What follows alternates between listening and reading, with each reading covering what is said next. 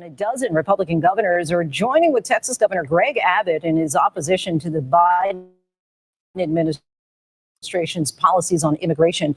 The meeting comes as we're starting to learn more about the bipartisan Senate deal on immigration. The measure is expected to come up for a vote this week, but will Republicans support it? Here's ABC's Faith Abube. Tonight, with border security taking shape as a key issue in this year's elections, a group of 15 Republican governors converging at the southern border, demanding action from the Biden administration.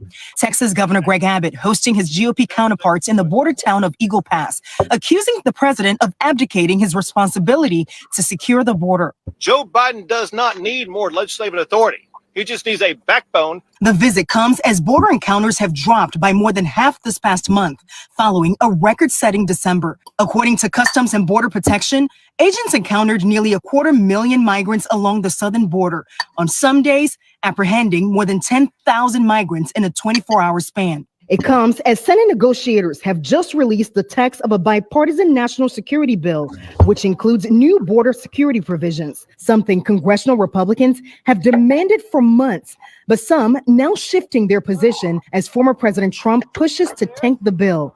Trump writing on social media this week, quote, "Call it the stupid bill and make sure it doesn't get passed." House Speaker Mike Johnson, who has suggested the Senate's bill will be dead on arrival in his chamber, today denying House Republicans are taking direction from Trump. He's not calling the shots.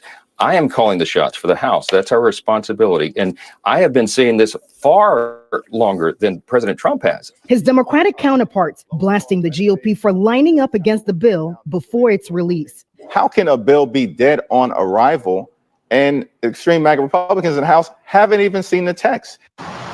And Lindsay, the governor here in Georgia, Brian Kemp, was among the group of governors at the border today. He says border security is now every state's problem, and that if the border is not secure, our country is not secure. He's vowing that if President Biden does not take action, the states will.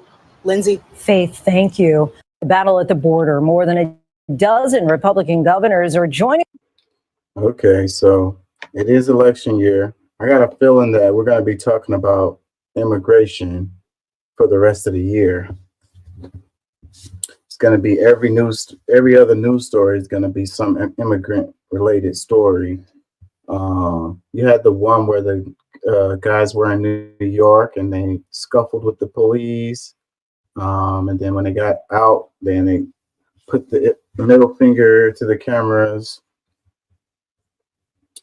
Yeah, like stuff like this be happening, but it's election year, so they highlight what they want to highlight and they play it over and over and over again, to try to get their point across, But I think that, like I saw a clip where it was this lady, she was with the trucker convoy that came to Texas to go to Eagle Pass and see the situation that was unfolding there. And the lady said in the clip that she was very surprised at what she saw.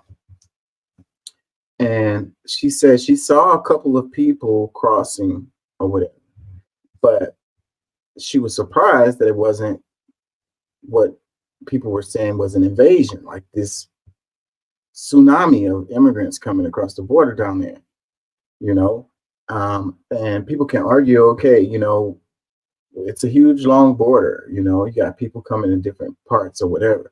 But in the news, it had been all about the standoff between Texas and the federal government related to that particular part of the border. And the news and the politicians were saying it's a freaking flood of people coming through there and that it's a problem. And so that's the whole reason why the Texas convoy, Army of God, came down there to protect the Texas border. But when they got down there, they just saw a trickle.